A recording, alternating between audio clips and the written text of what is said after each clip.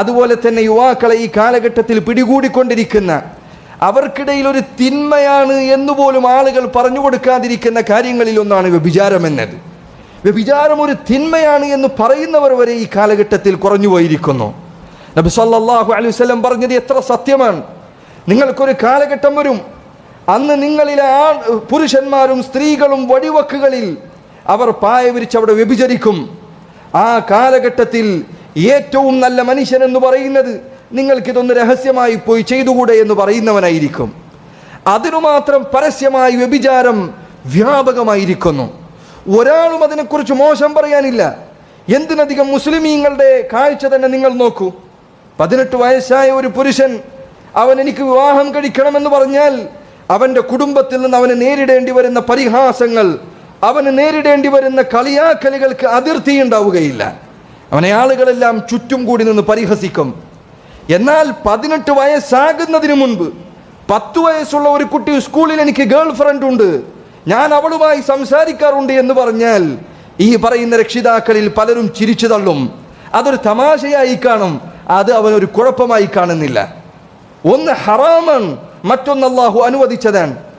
ഒന്ന് അള്ളാഹു സുബ്ഹാനഹു വ തആല പരലോകത്ത് ശിക്ഷ നൽകുന്ന കാര്യമാണ്. രണ്ടാമത്തേത് അള്ളാഹു സുബ്ഹാനഹു വ തആല പ്രോത്സാഹനം നൽകിയ നബിമാരുടെ സുന്നത്താണ് എന്ന് ഖുർആനിലൂടെയും സുന്നത്തിലൂടെയും അറിയിച്ച കാര്യമാണ്. എന്നാൽ ഇന്ന് ഇതാ കാര്യങ്ങൾ ആകെ കീഴ്മേൽ മറിഞ്ഞിരിക്കുന്നു. 18 വയസ്സിൽ അല്ല, അതിനു മുൻപ് പോലും കുട്ടികൾക്ക് ഉഭയകക്ഷി സമ്മതപ്രകാരം പരസ്പരം ബന്ധത്തിലേർപ്പെടുന്നതിൽ ഒരു തെറ്റുമില്ല എന്ന് ആളുകൾ പറയുകയാണ്, അതിനുവേണ്ടി വാദിക്കുകയാണ് മുസ്ലിം പേരുള്ള ആളുകൾ. എന്നാൽ 18 വയസ്സിൽ കല്യാണം കഴിച്ചാൽ ഇതാ ലോകം ഇടിഞ്ഞു വീഴാൻ മാത്രം എന്തോ പ്രശ്നമുണ്ടായിരിക്കുന്നു. ഒരു സ്ത്രീ അവളുടെ ശരീരം ഉപയോഗപ്പെടുത്തിയതിനു ശേഷം തനിക്ക് തോന്നുമ്പോൾ അവളെ വലിച്ചെറിയാമെന്ന രൂപത്തിൽ ലിവിങ് ടുഗദർ സംസ്കാരങ്ങൾ വലിച്ചു നീട്ടുന്നതാണോ പുരോഗമനം എന്ന് പറയുന്നത്? അതല്ല. ഒരു സ്ത്രീയും പുരുഷനും ബന്ധപ്പെട്ടാൽ ഉത്തരവാദിത്തങ്ങളുണ്ട്, ബാധ്യതകളുണ്ട്, അവളെ നോക്കേണ്ടതുണ്ട്. അവൾ ഗർഭിണിയായ അവളുടെ മക്കളെ നോക്കുക എന്നത് ബാധ്യതയാണ്. അവൾക്ക് ചിലവിന് കൊടുക്കണം, അവളെ നോക്കേണ്ടതുണ്ട്, അവളെ ആദരിക്കേണ്ടതുണ്ട്. ഈ പറയുന്നതാണോ നിങ്ങൾക്ക് പിന്തിരിപ്പനായി തോന്നുന്നത്? എത്ര അത്ഭുതകരമാണ് കാര്യമെന്ന് നോക്കൂ. അല്ലാഹുവിന്റെ റസൂൽ സല്ലല്ലാഹു അലൈഹി വസല്ലം അവിടുന്ന് പറഞ്ഞു, ലിഅൻ യുത്അന ഫീ റഅസി അഹദികും ബിമിഖ്യത്തിൻ മിൻ ഹദീദ് ഖൈറുൻ ലഹു മിൻ അൻ യമസ്സ ഇംറഅതൻ ലാ തഹില്ലു ലഹ്.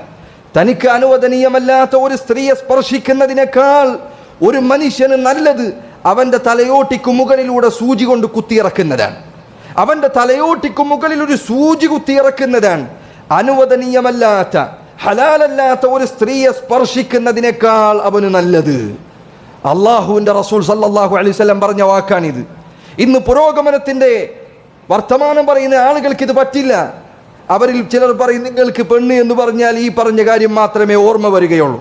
ആയിഷ റളിയല്ലാഹു അൻഹ പറയുകയാണ്, അള്ളാഹുവിന്റെ റസൂൽ സല്ലല്ലാഹു അലൈഹി വസല്ലമയെ കുറിച്ച്, ലാ വല്ലാഹ്, അല്ലാഹു തന്നെ സത്യം, മാ മസ്സത് യദു റസൂലില്ലാഹി സല്ലല്ലാഹു അലൈഹി വസല്ലം യദ ഇംറഅത്തിൻ ഖത്തു. അള്ളാഹുവിന്റെ റസൂൽ സല്ലല്ലാഹു അലൈഹി വസല്ലമയുടെ കൈകൾ ഒരിക്കൽ പോലും ഒരു സ്ത്രീയുടെ കൈകളിൽ സ്പർശിച്ചിട്ടില്ല. നബി സല്ലല്ലാഹു അലൈഹി വസല്ലം ബൈഅത്ത് നൽകാറുണ്ട്. പുരുഷന്മാർക്ക് അവിടുന്ന് കൈകളിൽ കൈവച്ചുകൊണ്ട് ബൈഅത്ത് നൽകും. എന്നാൽ സ്ത്രീകൾക്ക് അവിടുന്ന് കൈകൾ നൽകാറുണ്ടായിരുന്നില്ല. ഗൈറ അന്നഹു ബായഅഹുന്ന ബിൽ കലാം. നബി സല്ലല്ലാഹു അലൈഹി വസല്ലം അവർക്ക് ബൈഅത്തിന്റെ വാക്കുകൾ പറഞ്ഞു കൊടുക്കും, അവർക്ക് കൈ കൊടുക്കാറുണ്ടായിരുന്നില്ല. ഇന്ന് സ്ത്രീകൾക്ക് കൈ കൊടുക്കരുത്, ഹറാമായ സ്ത്രീകൾക്ക് കൈ കൊടുക്കാൻ പാടില്ല എന്ന് പറഞ്ഞാൽ ഇതാ ദുനിയാവ് അവസാനിക്കുന്ന കാര്യമായി മാറിയ ആളുകൾക്കത്. അന്യ സ്ത്രീയെ സ്പർശിക്കാൻ പാടില്ല, അവൾക്ക് ഷെയ്ക്ക് ഹാൻഡ് നൽകാൻ പാടില്ല. അത് ഇസ്ലാമിൽ വിലക്കപ്പെട്ട കാര്യമാണ്, ഇസ്ലാമിൽ ഹറാമായ കാര്യമാണ്. അത് പാടില്ലാത്ത കാര്യമാണ്, വിലക്കപ്പെട്ട കാര്യമാണ്, സംശയമില്ല. എന്നാൽ ഇന്ന് ആളുകളിൽ ചിലർ പറയും, അതൊക്കെ ഈ പുരോഗമനത്തിൽ നിങ്ങളുടെ മനസ്സ് അത്ര വൃത്തികേടായതുകൊണ്ടാണ്. ഏറ്റവും മനസ്സ് ശുദ്ധമായിരുന്ന അള്ളാഹുവിന്റെ റസൂൽ സല്ലല്ലാഹു അലൈഹി വസല്ലം അവിടുന്ന് ഒരു സ്ത്രീയുടെ കയ്യിൽ സ്പർശിച്ചിട്ടില്ല. നബി സല്ലല്ലാഹു അലൈഹി വസല്ലമയിൽ നമുക്ക് ഉത്തമമായ മാതൃകയുണ്ട്. എൻ്റെ പ്രിയപ്പെട്ട യുവാക്കളെ, സഹോദരങ്ങളെ, ഈ പറയുന്ന പുരോഗമനവാദങ്ങളുടെ നാട്യങ്ങൾക്കപ്പുറം, ഈ കപടതകൾക്കപ്പുറം ഉമർ ഇബ്നുൽ ഖത്താബ് റളിയല്ലാഹു അൻഹു പറഞ്ഞതുപോലെ, ഒരുത്തൻ വിവാഹം ഒരു കാരണവുമില്ലാതെ നീട്ടിക്കൊണ്ടുപോകുന്നുണ്ട് എങ്കിൽ നീ മനസ്സിലാക്കിക്കൊള്ളുക, ഒന്നല്ലെങ്കിൽ അവൻ ഷണ്ടനാണ്, അവന് സ്ത്രീകളെ ആവശ്യമില്ലാതെയായിരിക്കുന്നു, അതല്ലെങ്കിൽ അവനെ സംബന്ധിച്ചിടത്തോളം അവൻ വൃത്തികേടുകൾ ചെയ്യാൻ മനസ്സിൽ വിചാരിക്കുന്നവനാണ്. ഈ രണ്ടാൽ ഒരു ഉദ്ദേശമല്ലാതെ അവനില്ല എന്ന് ഉമർ ഇബ്നുൽ ഖത്താബ് റളിയല്ലാഹു അൻഹു അദ്ദേഹം പറയുകയാണ്. ചരിത്രത്തിൽ പൗരുഷവും ഈമാനും ഇസ്ലാമും ബുദ്ധിയും വിവേകവും തീരുമാനങ്ങളിലെ കണിശതയും കാണിച്ച ബുദ്ധിയുള്ള വിവരമുള്ള വിവേകമുള്ള എല്ലാവരും അങ്ങനെയാണ് പറഞ്ഞിട്ടുള്ളത്. ഈ കാലഘട്ടത്തിലെ മാധ്യമങ്ങൾ അവർ ചിത്രീകരിക്കുന്ന പുരോഗമനത്തിന്റെ നാട്യങ്ങൾ അത് നമ്മെ ബാധിക്കാൻ പാടില്ല എന്ന് ഞാൻ നിങ്ങളെ ഓർമ്മപ്പെടുത്തട്ടെ. അല്ലാഹു സുബ്ഹാനഹു വ തആല ഖുർആനിൽ പറഞ്ഞു നോക്കൂ, നിങ്ങൾ വലാ തഖറബുസ്സിന, നിങ്ങൾ വ്യഭിചരിക്കരുത് എന്നല്ല, വലാ തഖറബുസ്സിന, നിങ്ങൾ വ്യഭിചാരത്തിലേക്ക് അടുത്തു പോകരുത്. അങ്ങനെയാണ് അല്ലാഹു പറഞ്ഞത്.